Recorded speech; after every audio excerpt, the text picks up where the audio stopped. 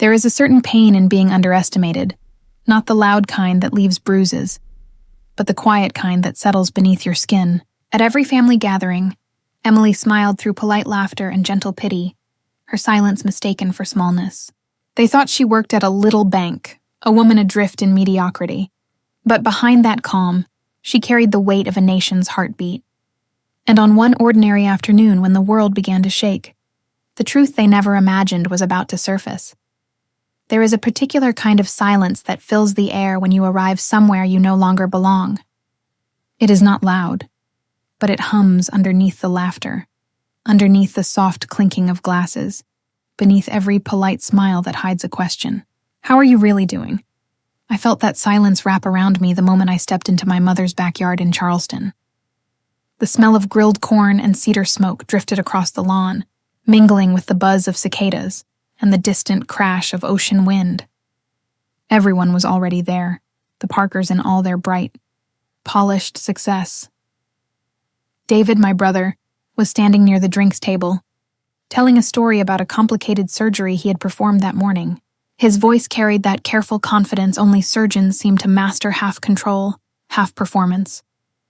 Clara, my sister, was beside him, her hair immaculately done, her laughter clipped and deliberate, as if even joy required management. And then there was Tommy, my cousin. Red polo, gold watch, the grin of a man who never lost an argument, mostly because no one dared to have one with him. He was talking loudly about expanding his chain of car dealerships across 3 states. "Business is booming," he announced, waving a glass of bourbon. "You just need to take risks. That's what separates the winners from the worriers." He spotted me the moment I crossed the patio. "Well, if it isn't our little banker," he called out. "Emily Parker, ladies and gentlemen, straight from counting the nation's piggy banks." A small ripple of laughter followed, polite, harmless on the surface, but sharp enough to sting. I smiled. "Good to see you too, Tommy." "Still at that little bank job?" he continued, clearly enjoying himself. "Guess somebody has to keep the ATMs running, right?" Clara placed a manicured hand on my arm.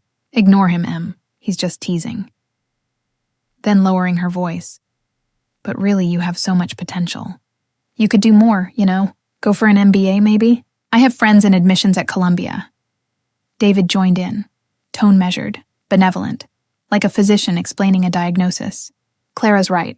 You're smart. You just need direction. I could help you plan the next step in your career."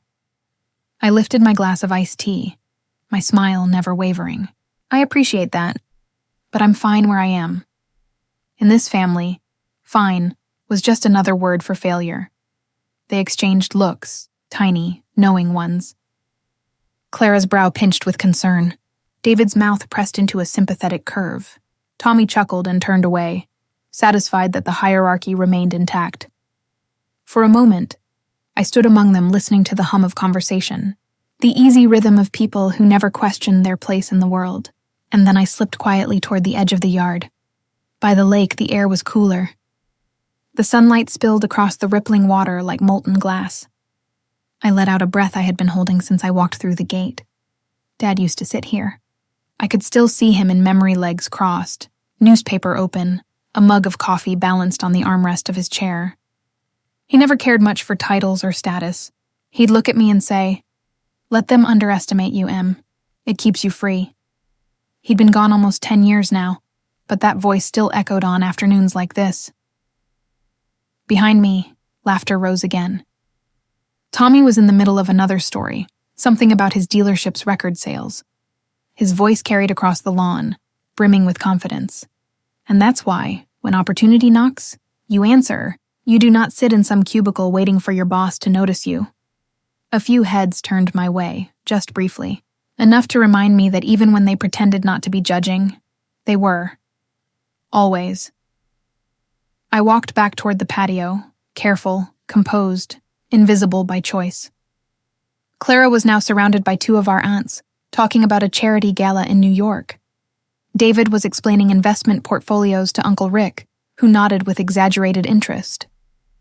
My mother, Evelyn, was arranging plates on the buffet table, smiling the polite hostess smile she had worn all her life. When she saw me, her expression softened. You look tired, sweetheart. Work keeping you busy? Always, I said. That's good, she replied. But maybe you should think about moving into management. Your cousin Tony manages a branch down in Raleigh. He says the pay is much better. I could call him. I shook my head gently. I'm happy where I am, Mom. You always say that, she sighed, patting my hand. I just want you to be fulfilled. I wanted to tell her that I was. That fulfillment did not always wear the clothes she recognized. But what was the point? She loved me, yes, but she loved the version of me she wished existed more than the one standing before her. Tommy's voice rose again from behind. Not everyone can be a high achiever, Aunt Evelyn. Some of us are meant for simpler work. Honest work, of course, laughter again, softer this time, pity disguised as politeness. I turned toward the drink table, poured another glass of tea. The ice cracked loudly in the quiet between their words. For a second, I caught my reflection in the glass door calm face, steady hands, eyes that had long ago learned how to hide. Emily, David said, stepping closer. You know we're just trying to help, right? I know, I said, and for a heartbeat, the air between us felt almost tender. But then Clara's voice cut through, bright and sharp. You're defensive. That's what happens when people are insecure about their choices. The tenderness vanished. I looked at her, then at David, then at Tommy, laughing near the grill. My family's so certain, so sure of their definitions of success. My phone buzzed once in my pocket. Then again. Persistent, urgent. Tommy glanced over.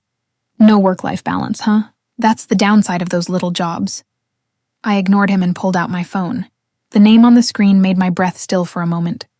Jerome P., Fed Chair. The sunlight flared against the glass, catching the faint tremor of my hand as I answered. Sometimes, the calls that change everything do not wait for perfect timing. The house belonged to my Uncle Frank, but in that moment it might as well have been a bunker. I slipped inside and closed the study door behind me. The noise of the barbecue faded to a distant blur, like a world under glass. In here, the air was cooler. The lights were dim. Bookshelves lined the walls. Framed photographs of fishing trips and Christmas mornings watched from their frames. Small, ordinary lives, frozen in time. My phone was still pressed to my ear. Emily, the voice on the other end said, steady but tight. We have a serious situation. Hearing his voice always changes the air around you. You do not relax when the chair of the Federal Reserve calls on a Saturday afternoon. You brace. Tell me, I said. There is panic in the system, he said. 3 major banks are seeing massive withdrawals.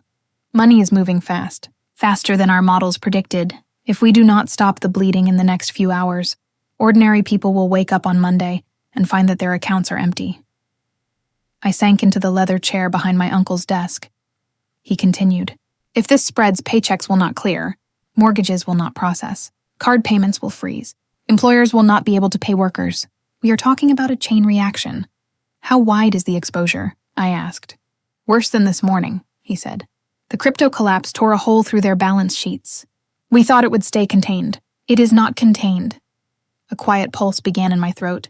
I felt it in my jaw, in my wrists. Do we have time? I asked. We have hours, he said. Then, softer. You are the only one I trust to steady this. For one suspended second, I could not speak. That part never makes it into the news. They will talk about numbers. They will talk about policy. They will not talk about the moment where the room goes very still, and you realize that the quiet little life you supposedly failed to build is the only thing holding millions of other lives together. I swallowed. I am opening my terminal. Good. I will loop in Treasury. Your authority is active. Do what you need to do. I ended the call and pulled my laptop from my bag. The matte black surface looked wrong in this room. It did not belong among family photos and tasteful coastal art. It belonged in a command center, but this would have to do. I logged in. 2-factor, biometric, encrypted tunnel. The screen came alive, red everywhere, graphs plunging. Alerts layering over alerts, words no one ever wants to see on a weekend. Bank failure risk, market contagion, Probability. Severe, unsecured exposure. Critical. There was a time, when I first started, when this kind of dashboard would have thrilled me. There is a rush in being close to the center of impact. There is a kind of dark beauty to crisis. It makes you feel necessary. That time has passed. Now, crisis feels like standing alone in the middle of a collapsing bridge, holding cables in both hands, and praying the steel does not tear through you. I opened the internal communication channel and began to type. Code red, I wrote. Activate full crisis response. I want the entire stability desk on now. No exceptions. Messages began to appear almost instantly, on call, connecting now. Already pulling liquidity data. Confirming. Exposures for all 3 banks. The people on my team are the kind of people the public never meets. They are not on magazine covers. They could sit beside you on a train and you would not look twice. But when the system starts to shake, they are the difference between fear and chaos. Another alert flashed. Withdrawals escalating, public chatter rising, risk of broader panic, high. Outside the study door, I could still hear faint voices, laughter, the scrape of tongs on the grill, the sound of ice in a pitcher. My family was passing the potato salad. The country was standing on a ledge. Emily, the chair's voice came again, this time through the secure line on my laptop. We need to discuss liquidity support. If these banks fall today, the shock will hit everyone by Monday. I am not talking about investors. I am talking about families. Rent, payroll, groceries. I understand, I said. I need to hear you say you can stop it. He was not asking for numbers. He was asking for certainty. I looked at the wall across from me. My uncle kept a framed photo there. My father, smiling with an arm around him, both of them sunburned and laughing beside a boat. My father's eyes were creased in that way they did when he was proud of someone. I closed my eyes. For a moment, I wished, with an ache that tasted like metal, that someone else could take this call. Just once. Just once in my life, I wanted to be the daughter who needed help. Not the daughter people leaned on without even knowing they were leaning. When I opened my eyes, the ache was still there, but it had settled into something steadier. I can stop it, I said. Tell me how, he said. We freeze the panic before it spreads. We calm the markets before they start running. I kept my voice even. We send a clear signal that no one's money is about to vanish. You are recommending emergency support, he said. I am recommending that we act like adults, I answered. People are afraid. We take the fear away. There was a brief pause. Then, you have full authorization. Authorization. In polite terms, that means this. We are about to hold up a burning building with our bare hands and hope it does not crush us. I began issuing instructions. Push reassurance messaging to all 3 institutions. Private channels first. I want their leadership on with us in 5 minutes. I want numbers on their real cash position, not their public story. Copy. Begin preparing emergency lending access, I continued. Limited window. Tight conditions. Enough to keep them alive through Monday morning. Understood. We are buying time, I said. We are not buying miracles. On the other end of the line, I heard a soft exhale. Emily, the chair said quietly. You are about to prevent a bank run. If I am wrong, I thought. People lose their savings. If I am right, no one will ever know my name. My fingers hovered over the final command. It would open a set of facilities designed for the worst nights. It would push out lifelines fast, before collapse could cascade from institution to institution like falling glass. My hand was not perfectly steady. This, too, never makes it into the headlines. They will call it decisive action. They will not mention that in the seconds before you act, you think about your father's voice, and your mother setting out plates in the backyard, and your brother's assumption that you need career guidance. And you wonder, just for a heartbeat, who will hold me up if I am wrong? I drew a long breath in. I tasted smoke from the grill in the air vents. I tasted salt. Then I pressed the command. Liquidity confirmed. Stabilization protocol active. Message received. First wave deployed. The chair's voice returned. Emily, he said, And for the first time that afternoon, I heard something like relief. You just pulled us back from the edge. We are not clear yet, I said softly. No, he agreed. But people will sleep tonight. They will not know how close they came. Good, I said. Let us keep it that way. I closed the secure channel, locked the laptop, and let the silence settle. My heart was still pounding, but more quietly now. Not in panic, in aftershock. I stood. Beyond the study door, I could hear my family again. Voices layered over each other. Clara's bright, polished laugh. Tommy's booming certainty. Someone clinking a fork against a glass. I reached for the doorknob. From the hallway, I heard David's voice, low and sympathetic. She has been in there forever. Probably some upset customer yelling at her, Clara answered, a soft edge in her tone. That is what happens when you do not move up. People think they can treat you any way they want. No boundaries, no respect. I closed my eyes for one last breath. They were still laughing about my little bank job. I had just stopped a financial collapse. I opened the door and stepped back into the sunlight. When I stepped back out into the afternoon light, the world felt almost painfully ordinary. The sky over Charleston was still soft and blue. The sun still reached across the grass in long, warm bands. Smoke still drifted up lazily from the grill where Tommy stood, one hand on the tongs like a king at his post. No one out here knew how close that sky had come to cracking. I crossed the patio, and Tommy lifted his head.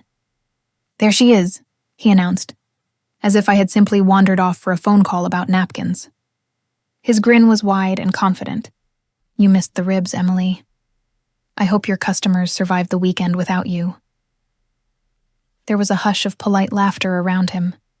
I poured a fresh glass of iced tea and raised it to my lips. They are doing just fine, I said. That answer satisfied them. Of course it did. They already knew the story they wanted to believe about me, and anything that matched it felt like truth. Clara glanced at her watch with theatrical concern. You were gone a long time. That is not healthy, Emily. You need to set boundaries with your boss. You cannot let people pull you away like that. It is not respectful, I looked at her face. Perfect makeup, controlled expression, a woman who managed perception the way a jeweler handles diamonds. Never barehanded. David stood beside her, arms folded loosely across his chest. He was calmer than Clara, gentler in tone. That had always been his style. He was not like Tommy, who performed authority. David offered it as comfort. You know we care, David said quietly. All we want is for you to be stable. You cannot stay in a role that drains you like this. It is not sustainable. Clara is right. You need to move up. Not later. Now. Move up. As if the ground I stood on was beneath them. As if the only direction worth taking was toward the version of success they had already chosen for me. I opened my mouth. But before I could speak, something shifted in the air. It was subtle at first. A murmur, a change in the sound of the room. My Uncle Frank had turned on the outdoor television mounted above the patio bar. He liked to keep the news on during gatherings. He said it made him feel informed, though he mostly watched the stock ticker and nodded. The screen flashed red with a breaking banner. Breaking news, the anchor's voice said. The Federal Reserve has activated emergency measures in response to mounting instability in the financial system. The goal is to prevent widespread panic that could impact access to personal savings, payroll, and basic consumer transactions. Conversation around the patio faltered. Tommy lowered the tongs a fraction. Clara turned toward the screen. David's posture sharpened, almost reflexively, the way it did when a nurse called his name from a surgical floor. The Federal Reserve, Uncle Frank repeated under his breath, with mild irritation, again with the drama. The markets just need to calm down. This is why I keep cash. Tommy exhaled in a laugh. They always say it is under control right before it all crashes. The Fed better know what it is doing. I felt the faintest pull at the corner of my mouth. On screen, the anchor continued. According to a statement released moments ago, the plan was led by the Federal Reserve's Director of Financial Stability, Emily Parker. For a heartbeat, there was no sound. Not from the grill. Not from Clara. Not from anybody, all at once. The afternoon stilled, as if even the cicadas went quiet to listen. My mother was the first to react. Her hand, still holding a serving spoon, trembled. "What did she just say?" Uncle Frank frowned up at the screen.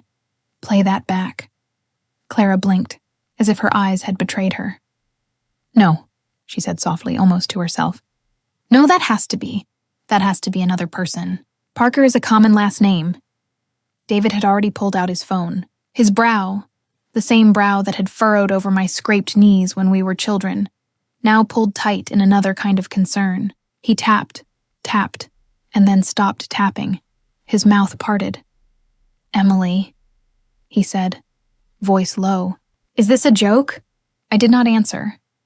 He read aloud, because he needed to hear it out loud to believe that his eyes were not lying to him. Director of Financial Stability, Federal Reserve System, appointed at age 27, youngest director in program history, oversees systemic risk and crisis response, advises national leadership during periods of market stress. He swallowed. Leads an internal team responsible for preventing cascading bank failure in periods of public withdrawal and liquidity stress. His gaze lifted to me. His face had lost color. "That call," he whispered. "That call you just took. That was about this." "Yes," I said. Clara let out a quiet, incredulous sound. You work for the Federal Reserve." I turned toward her.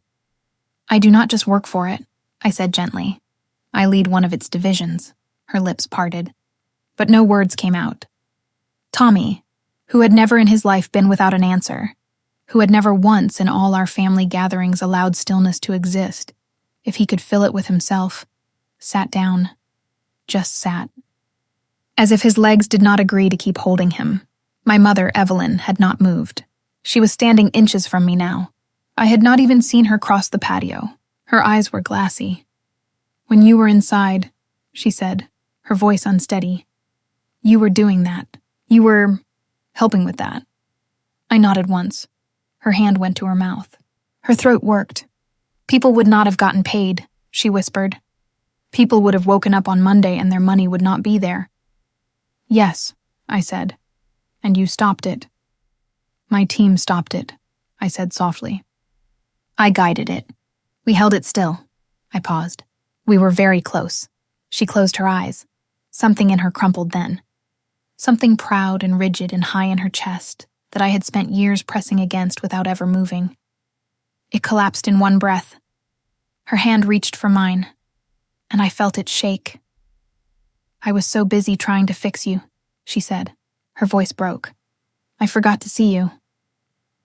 The words landed like a hand pressed flat over my heart. I had imagined this moment once, in weaker hours. I had imagined her face when she finally understood. I had imagined anger. I had imagined her begging for forgiveness. I had imagined myself refusing it, but this was not anger. This was not drama. This was grief. Grief for all the years she had spent, believing I was lost. Grief for all the meals where she had sat across from me and silently worried I would never become someone she could proudly introduce. I tightened my fingers around hers. "You do not owe me pride, Mom," I said. Just listening would have been enough. Her chin trembled. Tears slipped unguarded down her cheeks, across from us. Clara was still staring, stunned, as if her world had tilted a few degrees off-center, and she had not yet found her footing. "I offered you an MBA," she whispered. "I told you I could help you move up." Her breath shook. "I have been talking to you like you were a struggling intern." "For years," I said, not unkindly. She let out a sound that was almost a laugh and almost a sob. "I was rehearsing speeches," she said. "Speeches about discipline. Speeches about ambition." I held her gaze. "You were trying to help in the only language you trusted," I said. "But you were not asking. You were assuming." Her eyes lowered. "You are right," she said. David was quiet now. No more gentle correction. No more professional advice. Only stillness. He looked at me not like a brother trying to fix a sister, but like a man seeing someone he had known his whole life and realizing, with a kind of awe and a kind of shame, that he had never really looked. For years, I thought, feeling the truth of it rise, He believed I needed saving. He never saw who I had already become. The air hummed softly around us. Forks rested in plates. No one was laughing anymore. My phone buzzed. I glanced down.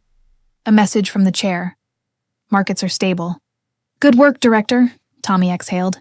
It was almost a prayer. I mocked you, he said quietly. I mocked someone who literally just kept the country from falling apart. I turned to him. It is all right, Tommy, I said. His eyes lifted, confused. How can it be all right? Because not everyone sees quiet people coming, I said. For a long moment, no one spoke. The light had shifted, warmer now, lower. The shadows from the oak stretched long across the grass. Somewhere over the marsh, a heron lifted into the air. In that soft gold hour, surrounded by the same people who had spent years telling me who I was, I felt something I had not felt in a very long time. Not triumph, not vindication, relief. They could finally see me, whether or not they deserved to. Evening settled over the yard like a blessing no one quite deserved. The light had changed. The bright, showy gold of afternoon softened into the slow blue of early dusk. The air lost its heat and kept its quiet. The cicadas grew louder. The laughter did not return. No one was performing anymore. Plates sat half-finished on the buffet table. The grill hissed softly where Tommy had forgotten to turn the burners fully off. The television over the bar still displayed the red-breaking banner about emergency measures from the Federal Reserve. But no one was watching it now. They were watching me. For years, this family had looked at me with a single expression, polite concern. Pity disguised as caretaking. Now their faces held something else. A stillness I had never been given the grace to receive before. They were listening.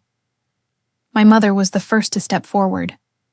Her hands were folded together in front of her, as if she needed to hold them still in order to speak at all. Her mascara had smudged under her eyes, but she did not bother to fix it. She looked older than she had looked an hour ago, and somehow more honest. You did not need to prove anything, she said. Her voice was soft, but it did not shake this time. You did not need to prove anything to me. I should say that first. I opened my mouth, but she lifted one hand, asking me for a moment more. She drew a breath. I just wish, she said, that I had looked closer. Something moved in my chest at that. Not vindication, not triumph, grief, not for me, for her. My mother had always loved in the language she had been taught. Achievement, stability, respectability. A presentable life. She had tried to push me toward the version of safety she understood, the one she could see. She had not recognized the world I walked into every morning, because that world existed behind glass and sealed doors and unrecorded meetings. She had not known how to be proud of something she could not name. I took her hand. You loved me the way you knew how, I said. That was never the problem. Her eyes shone. No, she whispered. The problem was that I thought I already knew who you were. She pressed her forehead briefly to mine the way she used to when I was a child with a fever. And for a moment we stayed that way. The noise of the world dimmed around us. Then she let out a long breath and stepped back, wiping her cheeks. She nodded once, almost formally, as if she were giving me something and promising not to take it back. Tommy approached next.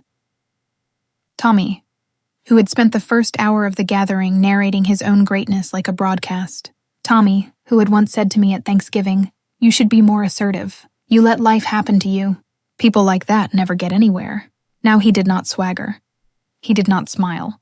His shoulders had dropped, and his voice, when it came, was not loud at all.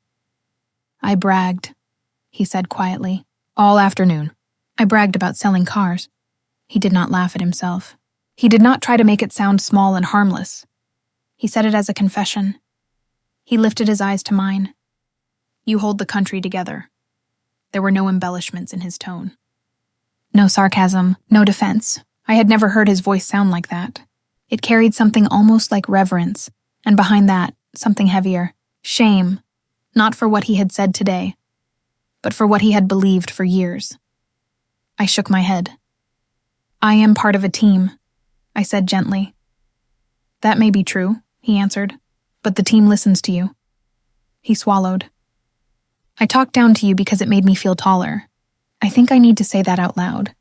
For a brief second, I saw not the version of him that filled every room with his own certainty, but a boy, raw and exposed, trying to understand which parts of him were actually admirable and which parts were only noise.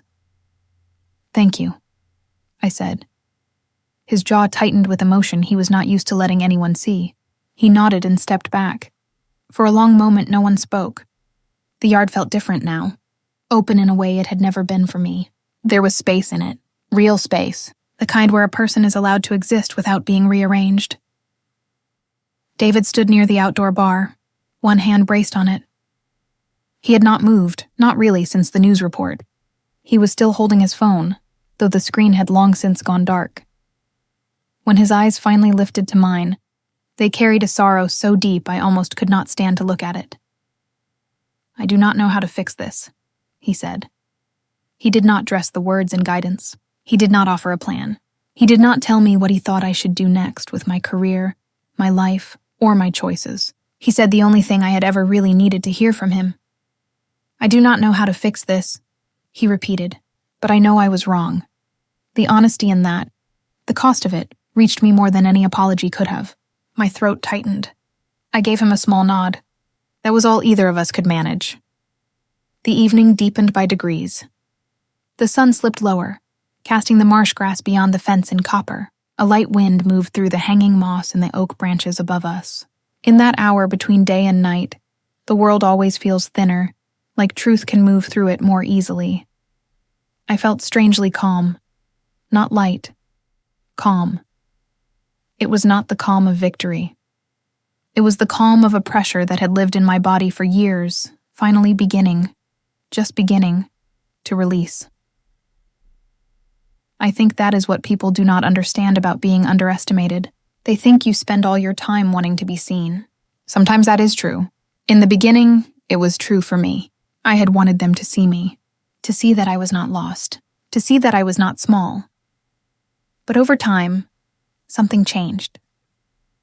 After years of being dismissed, you learn to live under the surface. You learn to go quiet. You learn to do the work without announcing the work. You learn to become the person people depend on without ever letting them see the weight of what they are asking you to hold. And eventually, you make peace with that quiet. Eventually, the quiet becomes home. As the first hint of twilight bled across the sky, I felt my phone buzz again. A secure message. Simple and direct. Markets holding steady. Excellent work. Get some rest. It was signed with initials I knew as well as my own. I let out a breath I had not realized I was still holding. We had done it. People would wake up on Monday morning, swipe their cards, pay their rent, deposit their paychecks, and never know how close they had come to fear. They would not know the way panic rises like a tide. They would not know how quickly stability can snap. They would not know my name. Good, I thought. Let them sleep. The backyard had shifted into soft conversation again by then. Not the same kind, quieter. No one was comparing salaries. No one was reciting victories. The center of gravity had moved. I touched my mother's shoulder, squeezed gently, and kissed her cheek. She closed her eyes and leaned into it. I did not promise her anything. I did not owe her that, but I let her hold my hand a moment longer than usual. That was enough for tonight. Tommy gave me a small nod, both apology and respect. It was the first real nod he had ever given me. Clara stood very still, watching me leave. Her expression was unreadable, but her posture was different. Less rigid, less elevated. I did not need more than that. I walked across the stone path, past the citronella candles, past the low garden lights, and out toward the driveway. The evening air tasted of salt and smoke and late summer. The sky above the marsh was turning the color of bruised violet. Fireflies had begun to pulse in the tall grass like slow, patient signals. I opened the car door and slid into the driver's seat. For a moment, I did not start the engine. I just rested my hands on the steering wheel and let the last hour move through me. The shock, the questions, the apology in my mother's eyes, the way my brother's voice broke, the way Tommy could not quite meet his own reflection. In the rearview mirror, the house glowed warm behind me. The windows spilled light onto the lawn. I could still see shapes moving through it. My family, smaller now, quieter, softer. For years, I wanted them to see me. Now I am not sure it matters anymore. There is a different kind of peace in the life I have built. It is not loud. It is not celebrated. It will never be fully understood at birthday dinners or on holiday phone calls. It is the kind of peace that comes from knowing that you held the world steady when it wanted to fall, and then you let it keep spinning as if nothing had ever been in danger at all. They called it a little bank job. I called it holding the world together. And that was enough. I started the car. The dashboard lit in a soft, familiar glow. The road ahead stretched dark and quiet toward the highway, and beyond that, toward Washington. I could already picture the skyline waiting for me.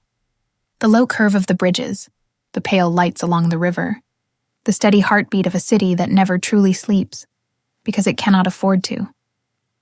Before I pulled away, I looked once more in the mirror. At the place I came from, at the people who thought they knew me. Then a final thought came, clear and still, like water. So tell me this. In your family, who have you already decided will never amount to much? And what if you are wrong?